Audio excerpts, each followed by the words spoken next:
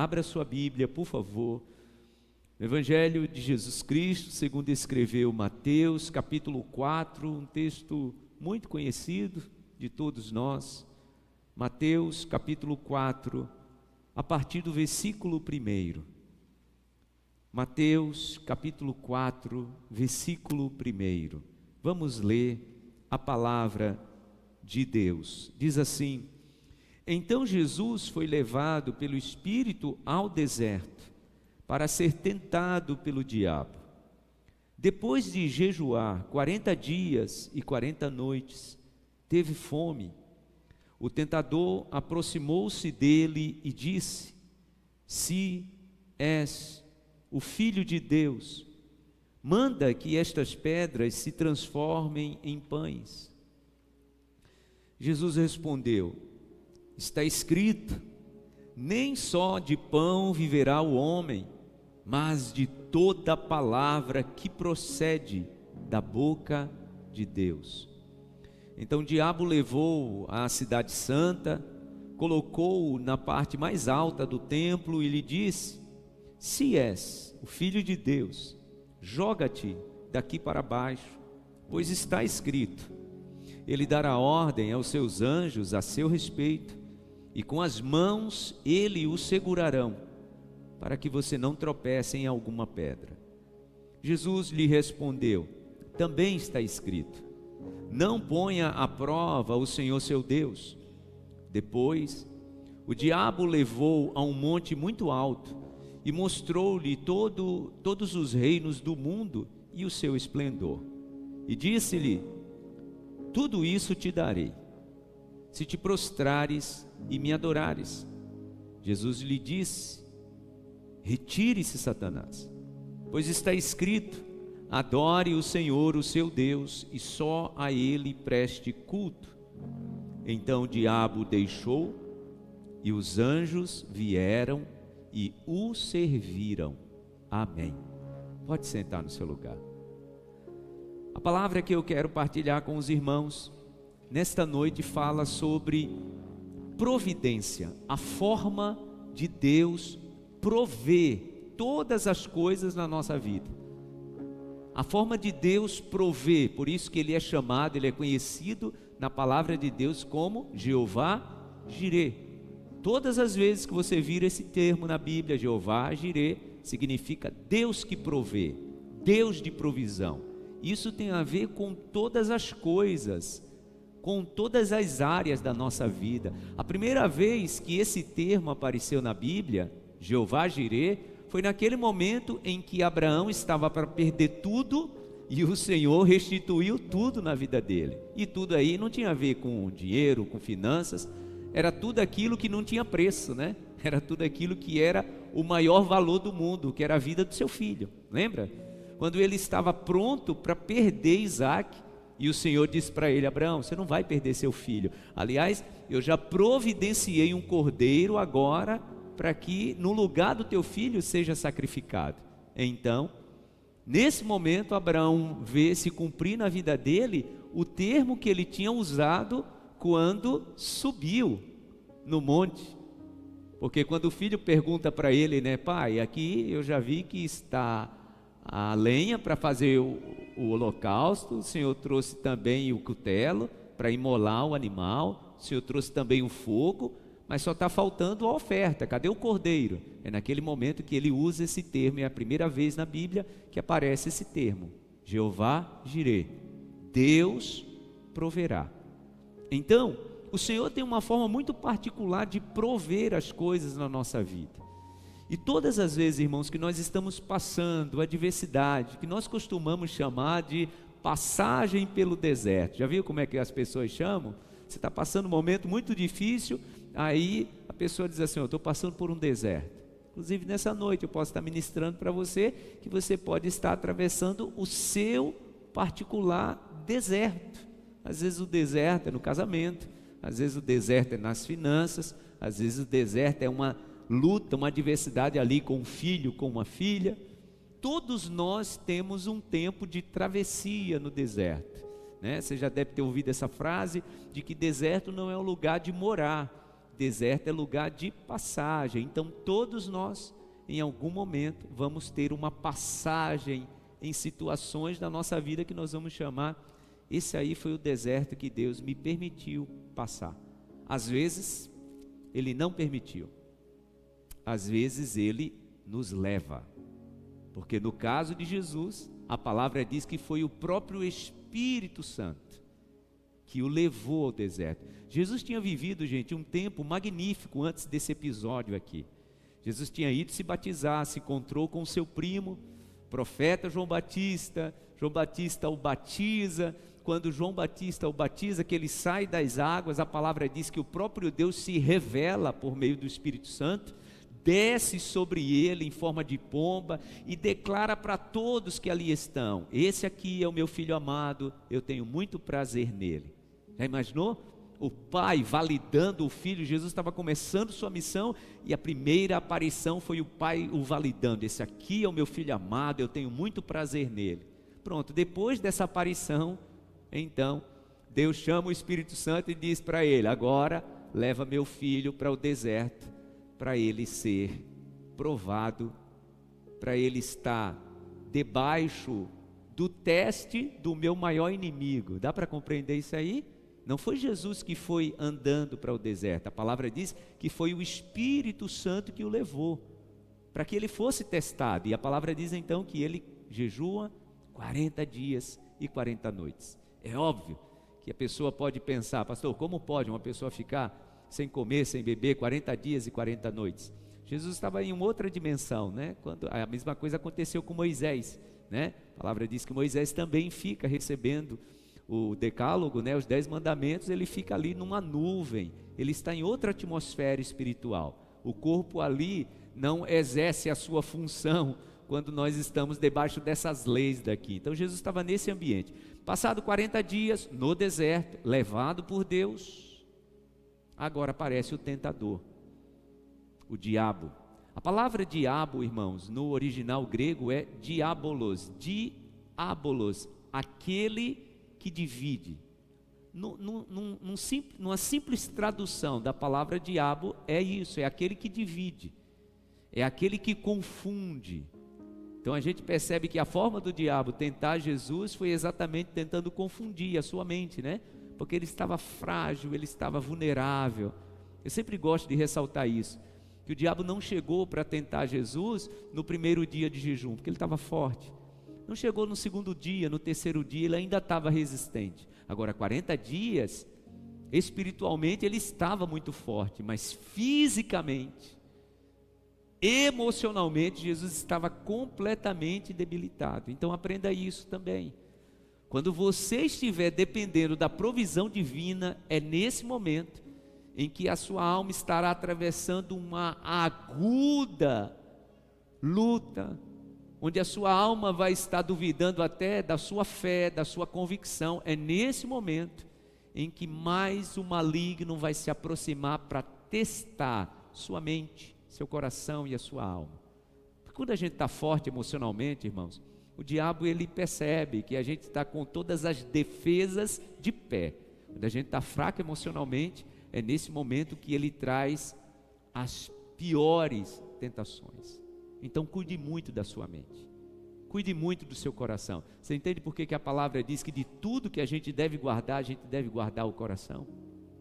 Por isso que eu sempre digo que toda prisão espiritual, quando você vir uma pessoa aprisionada espiritualmente, essa pessoa primeiro foi laçada, aprisionada na sua alma. Quando você vê uma pessoa ali oprimida pelo maligno, cheia de lutas espirituais, primeiramente a sua alma foi testada. Isso aconteceu com Jesus.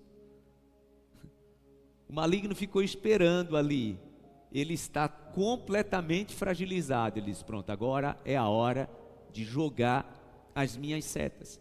E então, como nós já conhecemos, ele traz 3 propostas para Jesus. Mas eu quero falar hoje só da primeira. Já preguei muito sobre essa passagem, esse texto da Bíblia, mas eu quero falar só sobre essa primeira proposta, que é exatamente o tema da nossa mensagem. O maligno chega para Jesus, ele estava obviamente faminto, e diz para ele: se tu és filho de Deus, transforme a pedra em pão. Jesus sabia que ele era filho de Deus, porque aproximadamente 40 dias antes, o próprio Deus tinha dito isso, não só para ele, mas para todo mundo. Então Jesus não tinha dúvida sobre a sua filiação, nem sobre quem era o seu pai. E isso tinha sido declarado para todos aproximadamente 40 dias antes. Então ele não tinha dúvida. Se tu és filho de Deus, é exatamente para dividir a mente, né? Como assim eu sou filho de Deus? Como assim eu não sou filho de Deus? Claro que eu sou filho de Deus. Então o diabo estava pedindo para Jesus o quê? Então prove. Então prove transformando a pedra em pão. E normalmente, irmãos, quando nós estamos suscetíveis emocionalmente, preste bem atenção ao que eu vou lhe dizer, quando nós estamos vulneráveis na nossa mente, no nosso coração e nos nossos pensamentos, nós fazemos coisas até que não gostamos para provar alguém. Isso é um perigo. Para provar. Você prova que me ama, a pessoa não está bem emocionalmente, pode ter certeza que a chance de fazer algo muito ruim, que pode acarretar para o seu futuro, isso pode acontecer, porque a pessoa está fragilizada emocionalmente. Fazer algo para provar é uma armadilha do maligno. Ele estava testando Jesus, dizendo para ele: prove que você é filho de Deus. Prove e transforme a pedra em pão. Se Jesus não estivesse forte espiritualmente, ele teria caído nessa tentação. E qual era a proposta? Você está com fome, você resolve a questão da sua fome rapidinho. E aí, né, você aproveita e prova para todo mundo, prova para mim que você é o filho de Deus. No deserto, sem comida, tendo poder, porque entenda isso, tá? Tendo poder para transformar a pedra em pão, o que ele faria? Numa análise bem óbvia: vou transformar, eu sou filho de Deus. Mas aí é que está o problema, né? Não sei se você percebeu, o último versículo que nós lemos diz que logo que o diabo se afastou, preste bem atenção, a palavra diz que o diabo se afastou, e logo que ele se afastou, depois da terceira tentação, a palavra diz que chegaram quem, gente? Chegaram quem? Olha o que diz o versículo de número 11: então o diabo o deixou e os anjos vieram e o serviram. Ou seja, ele recebeu um banquete, ele recebeu um serviço celestial, ele foi servido, ele recebeu um serviço VIP dos céus, trazido pelos anjos, que a palavra diz que são ordenados para servir aqueles que temem a Deus. A palavra diz que quando o diabo o deixa, então vem os anjos e o serve. Aconteceu o que agora, gente? A provisão divina. Como Jesus não caiu na tentação de transformar a pedra em pão, agora a provisão veio em forma de serviço. Os anjos vieram e serviram Jesus. Irmãos, todas as vezes que nós tentamos transformar a pedra em pão, nós deixamos de receber o serviço de providência dos céus. Guarde isso no seu coração. E o que seria isso, pastor, de transformar a pedra em pão? É quando a gente tenta dar o nosso jeito. Porque lembra que eu falei? Jesus tinha poder de transformar a pedra em pão. Deixa eu te dizer, você também tem capacidade, inteligência, e até você é munido e é munida de algum tipo de poder para resolver algumas coisas do seu jeito. Cuidado. Porque às vezes na nossa vida a gente está tentando resolver coisas do nosso jeito e a gente está atravessando na frente de Deus, que quer nos servir. Porque a palavra diz que porque Jesus resistiu, não caiu, me permita usar essa expressão, tá? Na conversinha daquele que divide, então logo depois ele recebeu um serviço celestial. Ele foi servido pelo céu. Jeová Jireh se apresentou e trouxe para ele um serviço VIP. Por quê? Porque ele resistiu não dar o jeito dele. Quantas pessoas, irmãos, que eu conheço, que já se complicaram mais na vida, porque estavam orando, pedindo a providência de Deus, mas de repente apareceu diante de você uma oportunidade para você resolver a situação do teu jeito e mais rapidamente. É aquilo que a gente chama de atalho.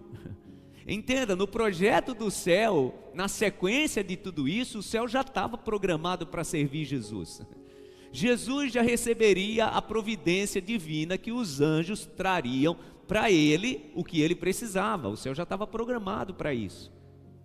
Mas aí o diabo fez uma proposta: dá o teu jeito, dá o teu jeito, resolve rápido. E é interessante que as 3 tentações de Jesus, primeiro, é o diabo sugerindo a Jesus que ele dê o jeito dele. Segundo, é o diabo sugerindo a Jesus um atalho para resolver mais rápido. Você percebe, nas 3 tentações, eu disse que eu só ia comentar a primeira, né? Mas eu quero trazer para vocês o vislumbre, que as 3 tentações é o diabo manipulando para Jesus ir pelo atalho. Vamos lá? O céu queria servir Jesus e a palavra mostra no versículo 11 que logo que o diabo foi embora, o céu veio e serviu Jesus. Primeira tentação, ele não precisava transformar a pedra em pão. Segunda tentação, ele é levado para o cume do templo e lá ele diz assim: olha, se joga daqui. Seria um espetáculo, hein, gente? Já imaginou? Vamos conjecturar que Jesus caísse naquela tentação? Cume do templo, todo mundo lá embaixo, ele se joga e chega embaixo são e salvo. Já imaginou o ministério de Jesus, o que aconteceria? Pum, olha para esse homem, os anjos serviram ele não caiu porque está escrito. E olha que o maligno, né, usou até uma passagem da Bíblia, né, que está escrito. Ele pensou assim: já que ele me tirou de cena usando a palavra, eu vou usar também, está escrito: aos seus anjos dará ordem a seu respeito, para que você nem tropece. Já imaginou? Jesus vai lá no cume do templo, se joga, não iria se machucar. O que aconteceria com seu início de ministério? O homem que os anjos o servem e ele não se machuca. Era um atalho, né? Só que Jesus precisava construir o ministério dele. Então Jesus não caiu nessa balela do maligno. Terceira tentação, Jesus é levado para o monte mais alto. A palavra diz que ele traz um vislumbre e diz: olha, está vendo todos os reinos do mundo? Eu te dou tudo isso. Você nem precisa passar pelo que você vai passar. Você não vai precisar passar por gente te traindo, você não vai passar pela cruz, você não vai passar por gente te cuspindo. Você já adianta o processo, rapaz. Você lembra o que a palavra diz? Logo que Jesus cumpre todo o seu mandato e ressuscita, você lembra o que a palavra diz? A declaração de Jesus: é-me dado todo o poder nos céus e na terra. Qual era a proposta do maligno? Pula essa parte, pula essa parte de sofrer. Eu já te coloco no lugar da glória, de domínio sobre todos os reinos. Percebe a ideia da tentação? A ideia, irmãos, de usarmos artifícios, a ideia de usarmos atalhos, é sim uma grande tentação para a gente não experimentar a providência divina. O que é que você está orando e pedindo para Deus prover na sua vida? A palavra dessa noite é um alerta: cuidado, não atrapalhe os anjos que querem te servir, porque o nosso maior problema, irmãos, é a nossa impaciência. Por que muitas pessoas atravessam na frente de Deus? Por que muitas pessoas que os céus já se programaram para prover coisas na tua vida, só que tua alma está tão pressionada, tua mente está tão machucada, você está dizendo: meu Deus, eu não aguento mais essa humilhação. Deixa eu te dizer, nos próximos passos vai aparecer para você soluções rápidas, simples e atalhos. Irmãos, todos nós já vivemos isso. Resolve logo, não precisa passar por isso. Jesus existiu e então recebeu a providência. Nós estamos vendo aqui o Filho de Deus, o Messias, sendo servido no deserto. Quando a gente volta um pouquinho nas Escrituras, a gente vai ver também no deserto um serviço celestial. E eu quero ser muito rápido para transportar a sua mente agora para esse momento também de um serviço celestial de provisão no deserto. O povo sai do Egito e Deus agora quer levar esse povo para a terra prometida. Alguns dizem que era uma viagem de 3 dias, outros fazem a conta, diz que era uma viagem de 11 dias, Mas o certo é que nós sabemos que uma viagem, seja de 3 dias ou de 11 dias, virou uma viagem de 40 anos. O povo passou 40 anos no deserto. Como eu disse, deserto é lugar de passagem, não de morar. Mas nesse caso o povo não se estabeleceu no deserto. É tanto que a palavra diz que era a nuvem do Senhor que guiava o povo, né? Quando a nuvem parava, o povo parava, acampava, fazia suas obrigações. Quando a nuvem andava, o povo andava, e depois isso ficou acontecendo assim durante 40 anos. A comida que o povo tinha trazido do Egito acabou, e o povo começou a reclamar de Moisés. Por que você nos trouxe para cá? Por que você está fazendo isso com a gente? O povo começou a cogitar, gente, que 430 anos de escravidão, de infortúnio, 430 anos do faraó perseguindo, massacrando, escravizando, o povo começou a cogitar que era melhor do que estar livre. Aliás, o povo começou a dizer, era melhor lá no Egito, que a gente tinha panela de carne, a gente se sentava para comer as nossas refeições, e começaram a pressionar Moisés. Vocês conhecem a história. Até que Deus então diz, olha, diga ao povo que a partir de amanhã vai ter providência. Eu vou mandar pão e carne a partir de amanhã. E a palavra diz, estou adiantando a história, que isso nos 40 anos durou, providência, pão e carne. Pão era de manhã e a carne chegava de tarde. Providência. Só que, olhe para mim, o Deus que quer prover, Ele quer nos testar enquanto recebemos essa providência. Guarde isso no seu coração, tá? Se você quer viver por fé, você vai precisar mostrar a Deus que você está disposto, que você está disposta a viver por fé. Porque se nós quisermos dar o nosso jeito e seguir o atalho, Deus, Ele vai ficar triste. Foi o que aconteceu com o povo. E era essa proposta do maligno para Jesus, foi essa proposta do maligno para o povo de Israel, e não mudou não, tá? A estratégia dele é a mesma. É só você parar para pensar. Todas as vezes que você tentou tomar uma decisão, seja na tua vida, seja na tua profissão, na tua família, no teu casamento, em que você tentou resolver do teu jeito, tenta lembrar aí o que aconteceu, se deu certo. Quando você propôs no coração em esperar em Deus, começou a orar dizendo, meu Deus, eu sei que o Senhor vai me dar vitória, mas você tentou resolver do seu jeito, tenta aí lembrar como foi, se foi tudo certo. Foi o que aconteceu com o povo de Israel. Abra sua Bíblia, por favor, em Êxodo, e nós seremos muito rápidos lendo esse texto, mas é só para ficar mais claro na sua mente, como foi essa providência de Deus, né? Como Jeová Jirê agiu nesse tempo do povo no deserto. Vejam só. Capítulo 16 de Êxodo, é o segundo livro aí da sua Bíblia, tá? Versículo 1.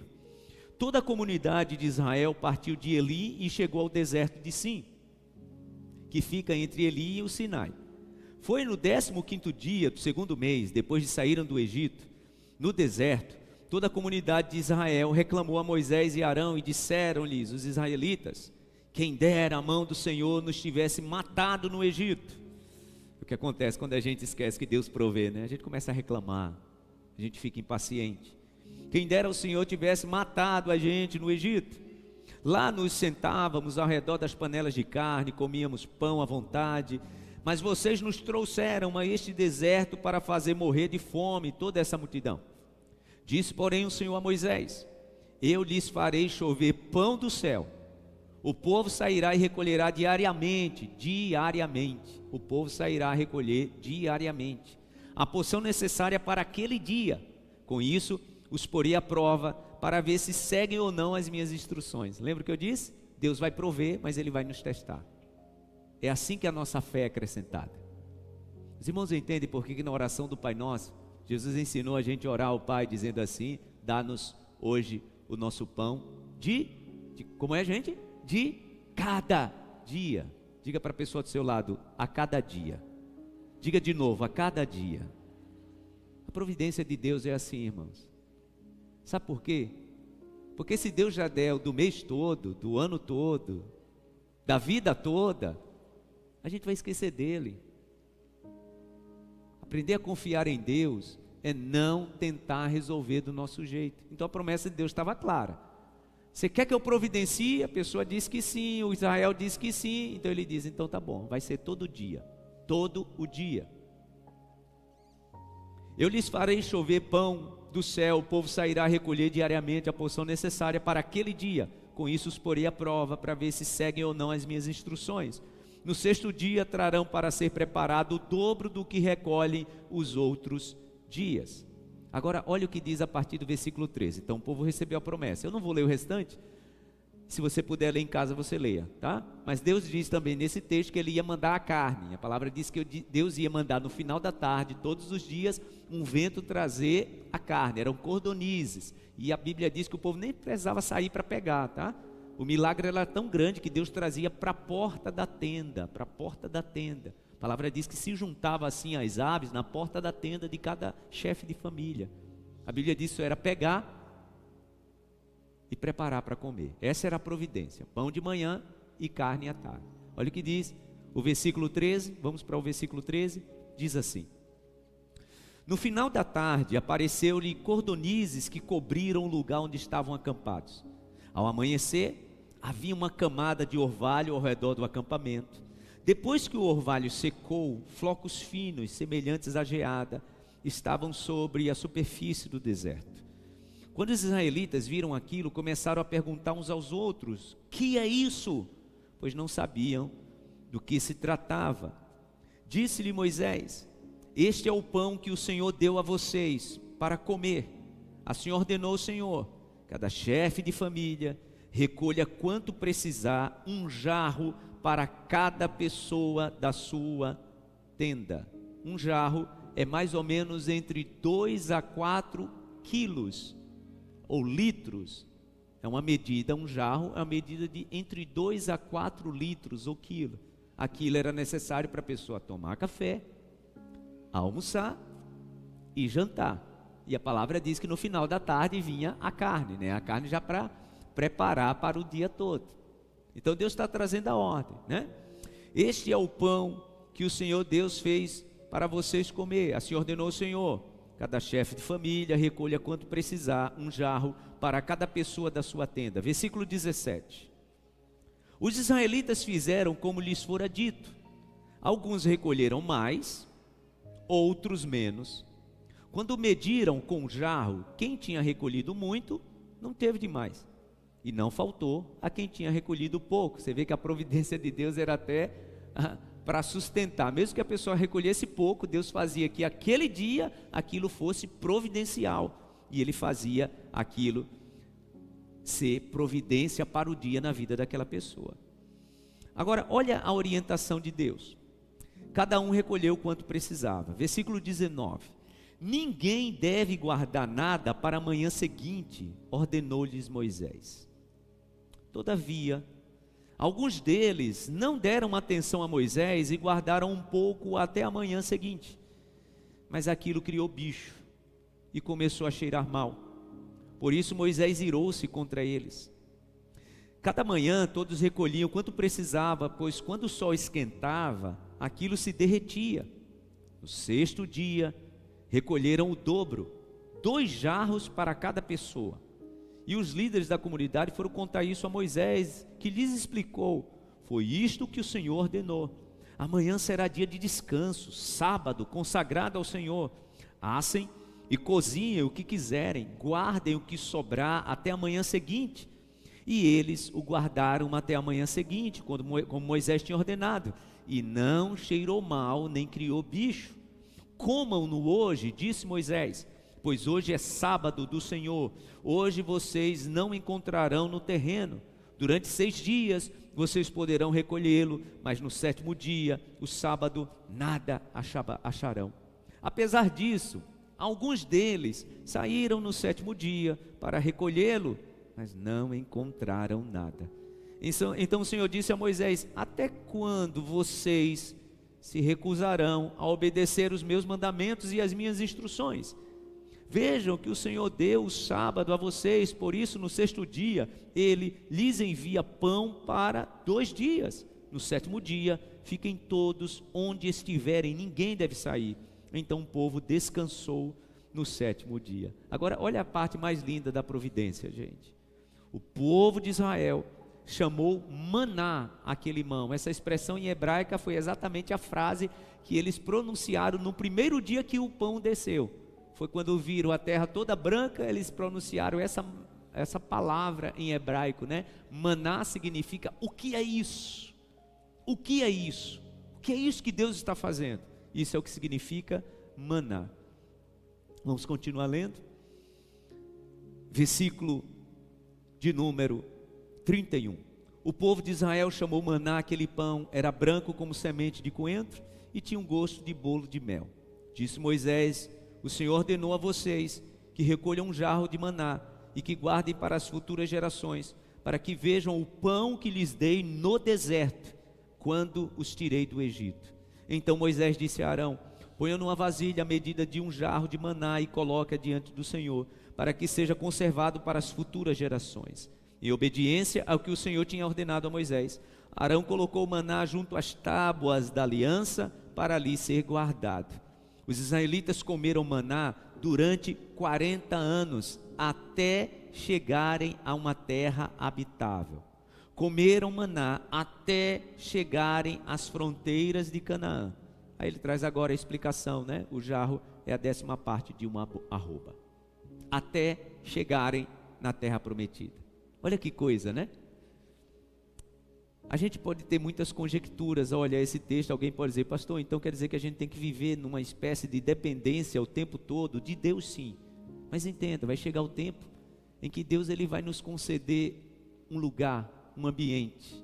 Ele vai trazer uma fartura onde essa dependência ela vai poder ser substituída, não pela falta da dependência de Deus, mas pela confiança que aquilo que nós estamos construindo com as nossas mãos vai receber a providência divina. Quem está entendendo o que eu estou dizendo? O Senhor quer, irmãos, que todos os dias, eu e você, a gente acorde com essa certeza no coração: eu não preciso seguir atalhos, eu não preciso confiar em pessoas que Deus não usou para me abençoar. Eu só preciso confiar no meu Deus, porque o meu Deus é aquele que traz provisão de manhã e de tarde. O salmista Davi, ele disse: olha, eu já sou velho agora, mas eu já fui jovem. Eu nunca vi um justo desamparado, nem a sua descendência mendigar o pão. Ouça, nós estamos vivendo um tempo de testes, eu e você. Você que é CLT, você que é empreendedor, você que é funcionário público. Todos nós, irmãos, estamos vivendo um tempo de teste. O ano de 2025 teve um fato histórico no Brasil. Nunca se fechou tanta empresa na nossa nação. Em 2024, a média era em torno de 550. Em 2025 foi 2.400. E é óbvio que nós que temos que colocar na ponta do lápis todo final do mês e início do mês as contas da família, é óbvio que o nosso coração começa a ficar apreensivo. E agora, meu Deus? E agora, Senhor? É nesse momento que nós estamos sendo testados. Deus ele deixa bem claro: eu vou prover, mas junto com a providência eu vou testar a fé de vocês. Você está num tempo de teste. Assim como Jesus, depois de um tempo de muita intimidade espiritual, não estava só sendo testado pelo maligno. O pai também estava olhando para ele. É tanto que depois que ele resistiu, o pai chamou os anjos e disse assim: vai lá e serve meu filho. Eu queria servi-lo em todo o tempo, mas eu estava tentando observar até onde ele iria. Deixa eu dizer para você, Deus está olhando para você. Deus está olhando para você, observando você exatamente agora. E você precisa fazer uma escolha, e eu preciso fazer uma escolha. Em quem iremos confiar? Em quem iremos confiar? A parte mais linda que eu vejo dessa narrativa aqui do povo no deserto É que Deus trouxe as instruções, gente, detalhadamente. Olha, vocês pegam o pão que eu estou providenciando 6 vezes na semana. No 7º dia é o dia do descanso, vocês descansem. Deus estava dizendo o quê? Aprendam a confiar em mim. Aprendam a confiar em mim. Mas a palavra diz que teve uns teimosinhos que quando chegou na sexta-feira disse: olha, o que vai que amanhã não tem. Chegava na quarta-feira, olha, vai que não tem, deixa eu pegar já 2 medidas.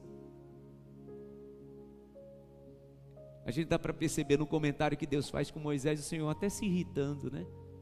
Dizendo para Moisés: Moisés, por que esse povo custa tanto a acreditar no que eu estou dizendo?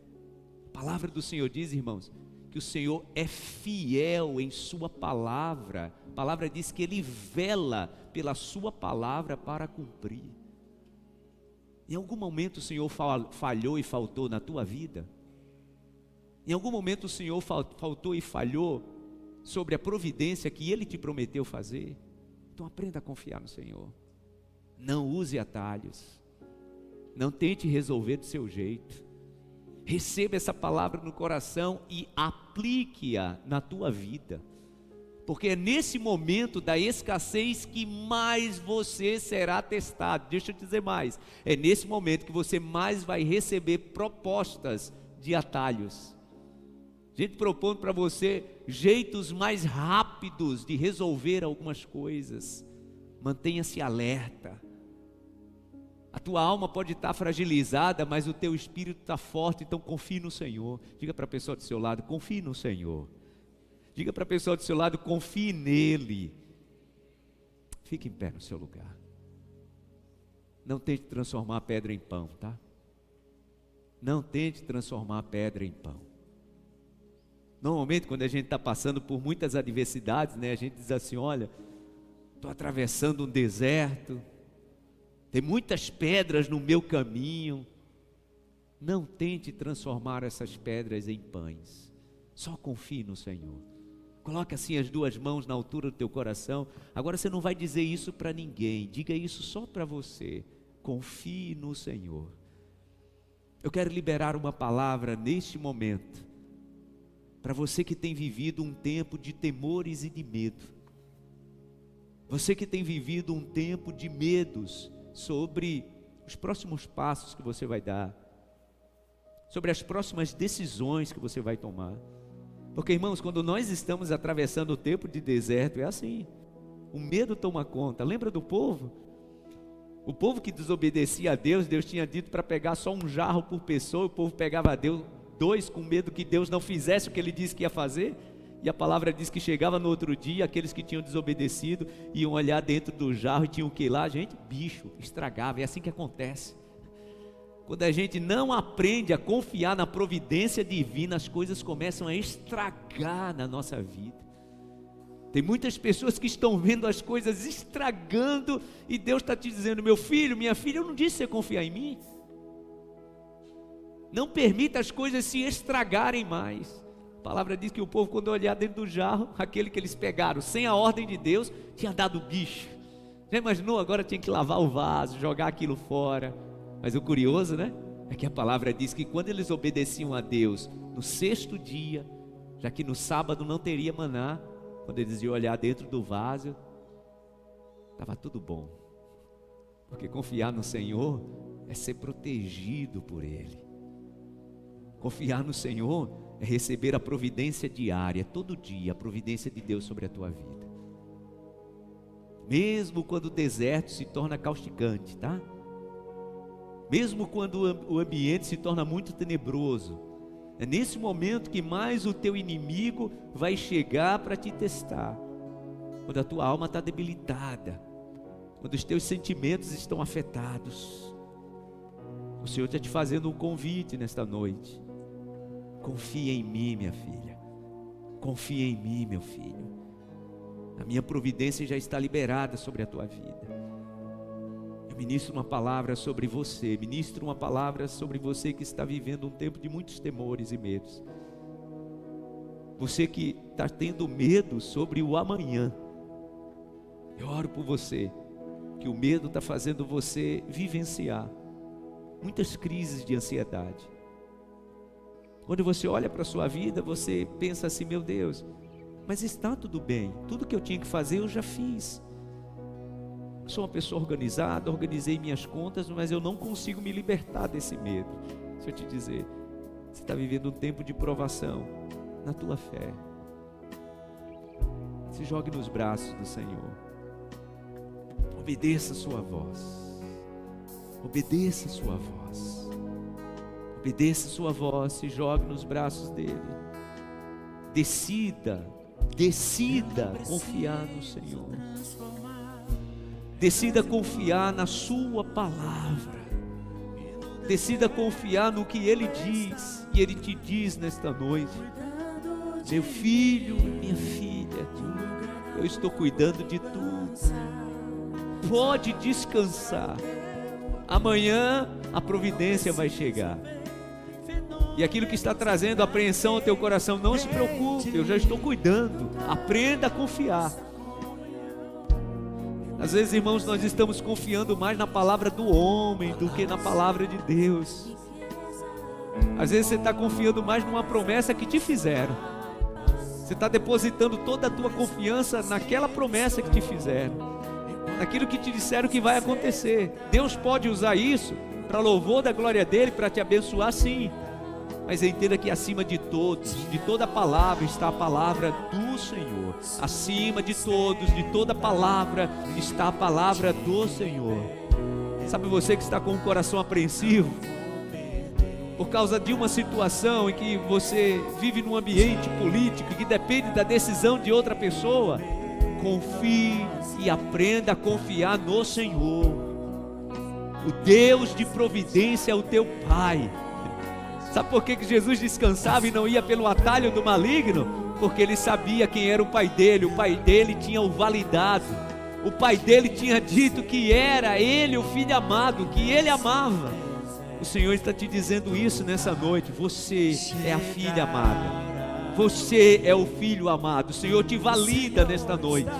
E o Senhor diz que já providenciou todas as coisas. Já providenciou todas as coisas. Essa é a nossa oração, meu Deus. Oração de inteira confiança no Senhor. Oração porque confiamos na divina providência. Oração porque confiamos na divina providência. O Senhor é o Deus que provê todas as coisas. O Senhor é o Deus que tira do nosso coração toda ansiedade. O Senhor é o Deus que provê, meu Deus, aquilo que os nossos olhos ainda não estão enxergando. Foi aquilo que o pai da fé falou: eu não estou vendo aqui o cordeiro, mas eu sei que o Senhor proverá. É assim que nós queremos andar. Queremos caminhar debaixo dessa palavra. Queremos confiar, meu Deus, inteiramente naquilo que saiu da tua boca. Por isso colocamos no Senhor os nossos olhos. Colocamos no Senhor o nosso coração. Sabemos, meu Deus, que o Senhor é o Deus de provisão. Obrigado por isso. Obrigado por isso. Obrigado por isso. Levante as suas mãos bem alto e cante. Cante e declare a sua inteira confiança ao Senhor. Ah, meu Deus, vamos te louvar em meio às adversidades. Ah, meu Deus, vamos te louvar em meio às adversidades. O Senhor é Deus fiel. O Senhor é Deus que não falha. O Senhor é Deus que provê. O Senhor nunca falhou, por isso colocamos no Senhor a nossa confiança. Levante bem alto as suas mãos, levante a sua voz e declare: o Senhor está cuidando de mim. O Senhor está cuidando de mim. Te adorar, meu Deus, é o que sustenta. É o que sustenta. É o que sustenta-me de pé, meu Deus. O Senhor te toma pela mão nesta noite. Sinta o Senhor te erguendo. O Senhor te erguendo e te colocando de pé. E te dizendo: filho, eu estou cuidando de tudo. Eu enviarei o socorro bem presente. Eu enviarei o socorro bem presente. Então só confie. só confie. Obrigado, meu Deus. Ah, meu Deus. Ah, meu Deus. Não chegará ao fim. Vamos declarar isso juntos. Levante bem alta a sua voz e declare te adorar. Cante isso com convicção. Cante isso com firmeza de propósito. Meu Deus, a nossa fé está no Senhor. A nossa confiança está no Senhor. Ah, meu Deus, nós aprendemos a viver por fé. Nós não temos outra opção.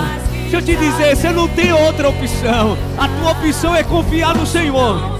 Você não tem outra opção. A tua opção é colocar o teu coração inteiramente em Deus e nas promessas dEle. Coloque o seu coração nas promessas do Senhor. Ah, eu sei disso. O Senhor está cuidando de mim. Te adorar. Te adorar é o que sustenta-me de pé. Diga isso.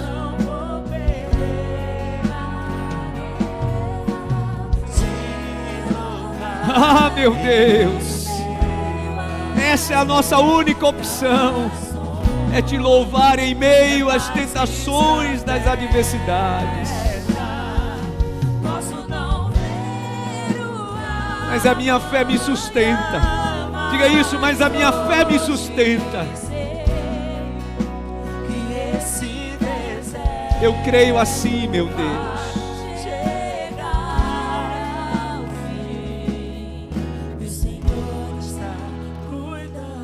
Antes da gente encerrar, eu quero fazer uma oração específica pela sua vida. Você que está atravessando uma luta, uma adversidade muito grande nas suas finanças.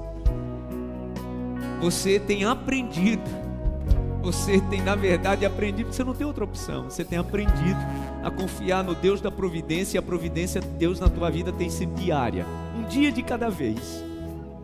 Você tem visto o Senhor prover. Não tem sido fácil não, mas o Senhor tem trazido sobre a sua vida a providência e Ele vai continuar. Eu quero orar por você. Meu Deus, neste momento, abraça esse teu filho, essa tua filha, que tem de fato atravessado um deserto, meu Deus. Eu oro por pessoas nessa noite, que já num ato de desespero, já pensou e já até planejou em desistir de tudo, por vergonha, por medo. Eu oro por essa pessoa, meu Deus, que tem enfrentado o medo até de conversar de forma aberta com a família, sobre a real situação da família nesse momento. E só o Senhor tem ouvido, só o Senhor tem visto as lágrimas. Mas nós cremos num Deus de provisão. E eu sei o que é, meu Deus, olhar para o lado e perceber, não tenho mais nenhuma opção, eu só tenho o Senhor, então eu preciso me agarrar nele. Eu oro por essa pessoa que está vivendo exatamente assim. Assim como descia o maná, a providência, o pão do céu todos os dias, essa pessoa tem aprendido a duras penas confiar na providência diária do Senhor. Como diz a oração do Pai Nosso, dá-nos hoje o pão de cada dia. Essa pessoa tem aprendido a orar e a viver exatamente assim. O Senhor é Deus de providência, o Senhor é Deus de milagre. Eu estou orando por pessoas, meu Deus, que estão vivendo assim, mas há um vislumbre, há uma esperança sobre algo que já está concreto, mas ainda não conseguiu chegar na mão. Eu oro por pessoas, meu Deus, que estão vivendo assim, porque um valor está preso na mão de alguém. Essa pessoa trabalhou, ela planejou, mas no meio do caminho teve percalços, e esse valor traria, meu Deus, ordem a esse caos. No nome de Jesus, no nome de Jesus, nós não podemos, meu Deus, pregar, crer nessa palavra, sem vivermos na prática aquilo que o Senhor está nos ordenando. O povo vacilava, meu Deus, porque achava que podia dar um jeito, o Senhor então demonstrava que era só a tua mão que podia agir. Então que a tua mão haja na vida, na família, na casa, nas finanças desse teu filho e dessa tua filha, no nome de Jesus. Eu oro por pessoas que estão atravessando lutas assim, meu Deus, e de fato já é perceptível que é uma batalha espiritual. O maligno tem agido, meu Deus, para trazer confusão. O maligno tem agido para reter a bênção que já deveria ter chegado na casa, no lar, no negócio, na empresa, no empreendimento dessa pessoa. O Senhor é Deus de providência, o Senhor é Deus provedor. E agora nós nos unimos em fé, crendo no Deus que realiza milagres, crendo no Deus que move corações, crendo no Deus que move, meu Deus, caneta de gente que tem autoridade só para assinar e despachar. Nós cremos nesse Deus, e é por isso que humildemente te pedimos: traga a tua providência sobre a casa, sobre o lar, sobre a família, sobre o negócio. O Senhor sabe, meu Deus, que a nossa esperança está somente em Ti, o Deus que nos deu a salvação. E a Tua palavra diz que aquele que nos deu o Seu Filho não nos daria junto com Ele todas as demais coisas. Nós cremos nisso. O Senhor sabe que os nossos olhos não estão em nada disso, mas existem momentos na nossa vida que nós só temos o Senhor para recorrer, e nessa noite nós recorremos àquele que é Jeová Jireh, o Deus da providência. Que essa palavra, meu Deus, se concretize, e que esta bênção chegue na vida, na família e no lar de todos aqueles que confiam no Senhor. Que chegue a tua providência, e nós ouviremos testemunhos, nós ouviremos testemunhos de milagres, nós ouviremos testemunhos de milagres, e o teu nome será glorificado por isso. Nós te agradecemos no nome de Jesus. Amém, amém e amém. Aplauda bem forte ao Senhor. Eu creio nisso, meu Deus. Obrigado, Pai. Obrigado, meu Deus. Traga cura sobre a vida dos teus filhos. Traga cura sobre esta família, meu Deus. Ministra o milagre de cura sobre a família, meu Deus. Vamos cantar mais uma vez, te adorar.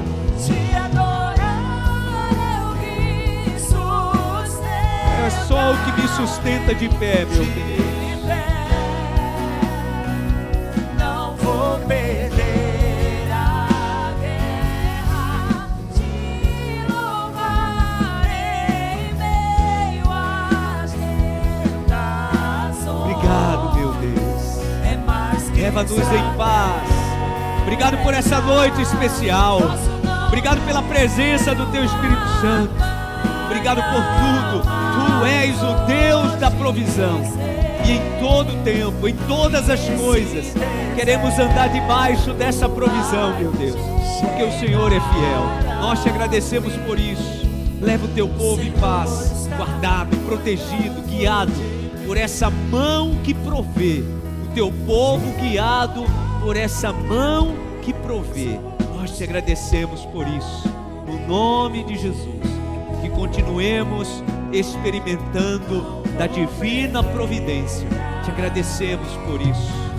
Que a graça do Senhor e Salvador Jesus Cristo, o amor de Deus, o nosso eterno Pai, a comunhão e a consolação do Espírito Santo esteja e permaneça sobre todos hoje e para sempre. Amém e amém. Aplauda ao Senhor bem forte. Deus abençoe sua família. A providência de Deus está sobre a sua vida. Vou em paz. Ótima quinta-feira.